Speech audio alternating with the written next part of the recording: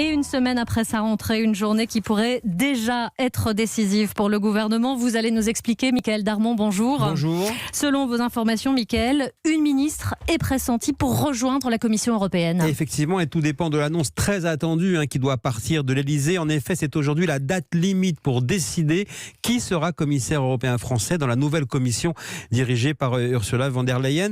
Et dans la dernière liste sur le bureau du président, un membre éminent du gouvernement, Florence Parly, la ministre de la Défense. Alors on sait que von der Leyen a souhaité la désignation d'une femme expérimentée dans les affaires économiques et budgétaires. Et sur le papier, eh bien, le profil de Parly, qui d'ailleurs fuit les journalistes depuis plusieurs jours, correspond. Si elle devait partir à Bruxelles, la conséquence serait immédiate, une réorganisation du gouvernement. Et si Florence Parly ne quitte pas le gouvernement, Michaël Darmon, qu'est-ce qui se passe? Rien? Ou est-ce que cela pourrait bouger malgré tout? Alors selon plusieurs sources au sommet de l'exécutif, il faut quand même régler d'autres problèmes au sein de l'équipe des ministres. Depuis plusieurs semaines, le nom de Jean-Paul Delevoye, le monsieur retraite, circule pour rejoindre le gouvernement à la veille de l'arrivée de cette réforme dans l'agenda parlementaire. Des questions se posent également sur le ministère de l'Intérieur et celui de la Justice. D'autres ministres lorgnent également sur certaines mairies et veulent se préparer pour le scrutin de mars 2020. Autant de raisons avancées par ceux qui plaident auprès du président pour un remaniement afin de marquer